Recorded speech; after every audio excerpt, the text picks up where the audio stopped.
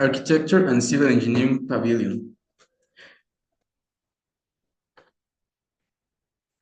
Objective: identify building resources and materials, all made from wooden framework as fundamental elements based upon their characteristics and their application on a three-dimensional model in order to distinguish optimization mechanisms from the constructive procedure of an architectural project.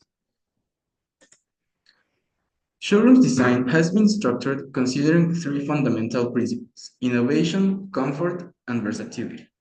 Every single area has been meticulously planned to guarantee a nice interaction between visitors and the project while they enjoy a welcoming and modern ambience.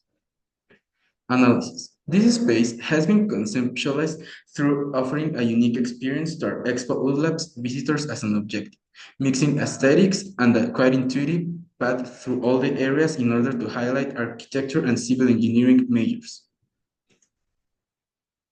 Topographical levels. Topographical levels were measured by using a survey level. We divided the terrain in various sectors in order to identify the height differences and its slope, from the highest to the lowest point of the terrain. Upon this data, we draw a croquis that will ensure the correct execution of the three-dimensional model in order to make it more lifelike. The structural elements are shoring beam, support beam, fixing wedge, base plate, and diagonal bracing. Base laser cut and main columns. Upon the realization of our pavilion's proposal, we sent to laser cut the topographical levels previously obtained in order to glue them on top, one on top of another, to build the architectural floor with lifelike measure accuracy for our terrain's base point.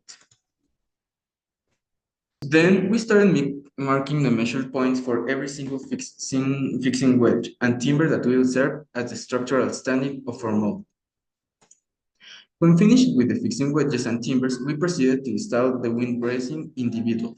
This helps the timber stay consistently resistant for the upper part of the structure model.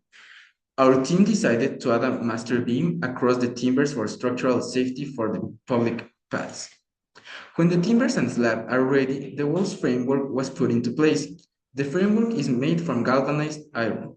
The centerline to centerline measurements were 0.60 meters and the support columns measurements were 0.40 meters.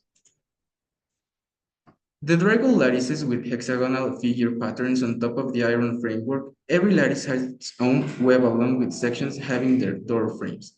In the hollow parts of the lattices, the visitors can appreciate the iron framework. The interior part is composed by 6 L sections that are divided and distributed on the project. Across these different areas, the architecture and civil engineering expositions will be exhibited. The shapes of these walls ensure the pavilion's path across the exhibits. Trusses and slab.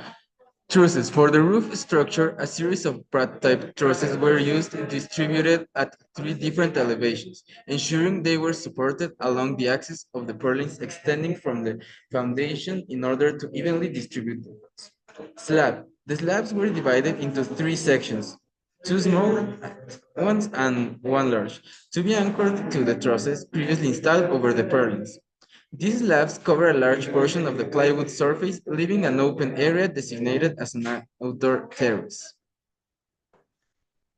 In conclusion, this project allowed us to put into practice architectural and civil engineering knowledge. Using wooden framework, we achieved a pavilion that is not only structurally sound, but also integrates seamlessly with the overall architectural design, resulting in a functional, safe, and intuitively navigable experience for visitors.